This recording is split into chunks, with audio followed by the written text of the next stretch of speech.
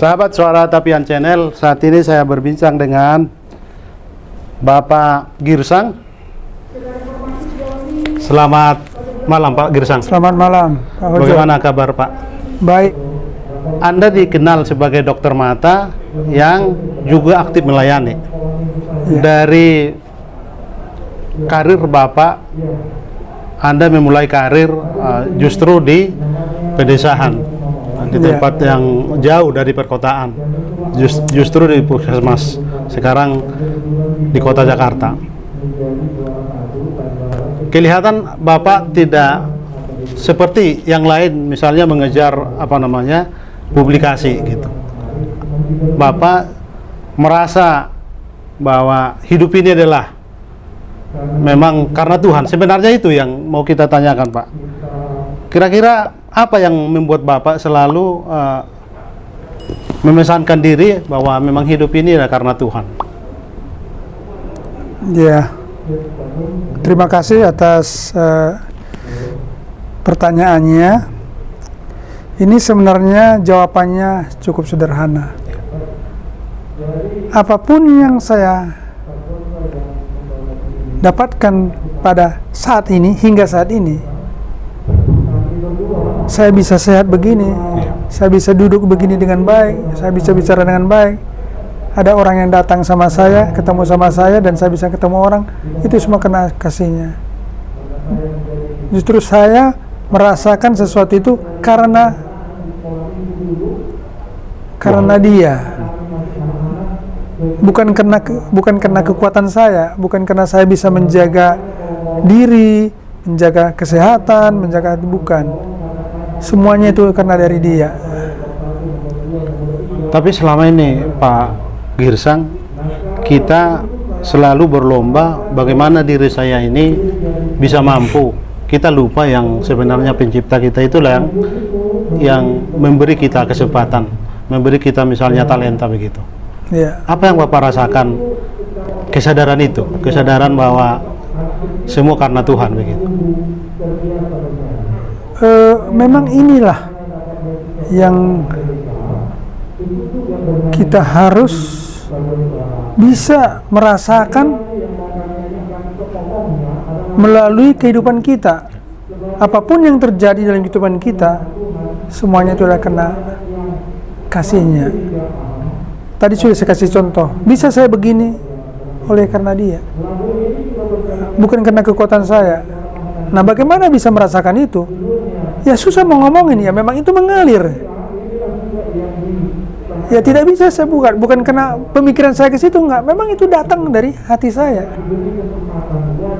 Nah, datang sendiri, mengalir sendiri.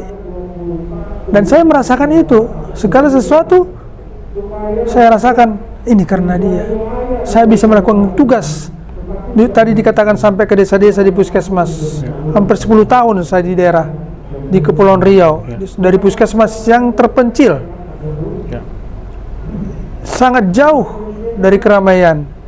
Kadang-kadang ya pernah sampai istri saya menangis di rumah menunggu saya pulang dari puskesmas. Kenapa? Karena daerahnya sangat sepi. Nah, tapi tetap bisa kita jalani. Kenapa? Karena dia. Kalau saya anggap itu karena kehebatan saya pintar bergaul, saya bisa melangkah dengan baik, mungkin saya akan banyak mengalami kecewaan di dalam kehidupan saya. Tapi karena dia ada, saya rasakan dalam hidup saya, sehingga saya bisa menjalani kehidupan ini dengan penuh sukacita. Walaupun kita kadang-kadang sebagai manusia pasti ada tantangan-tantangan dalam hidup, secara kejiwaan, secara perasaan pasti ada.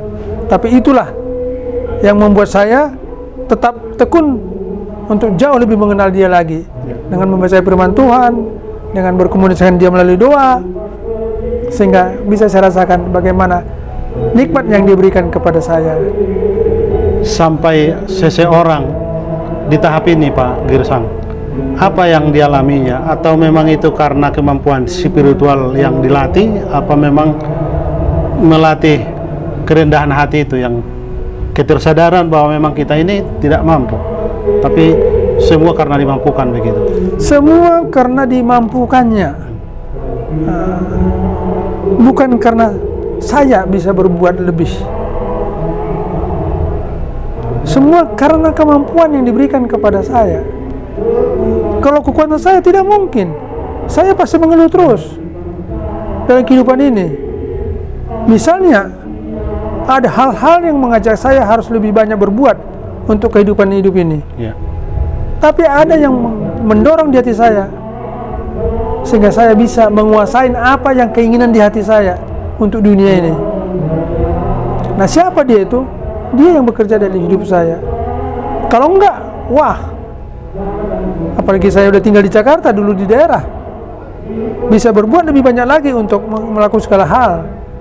Mau mencari duit, mau cari apa, dengan membuat waktu, dengan mengorbankan waktu segini banyak, bisa-bisa aja. Tapi ada aja yang saya rasakan bahwa kamu yang ngatur waktu kamu, bukan waktu yang mengatur kamu.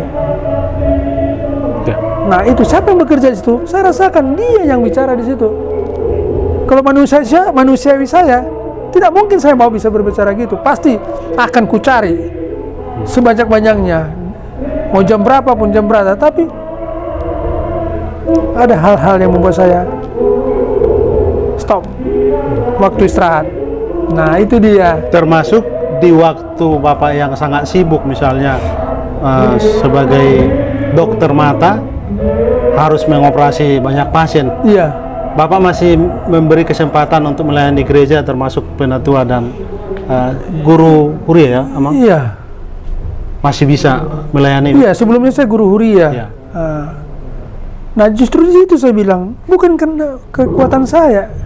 Memang dia yang mengatur hidup saya. Kalau enggak secara manusiawi, tidak mungkin bisa saya mengatur waktu saya melayani pasien, ya, mengurus segala sesuatu.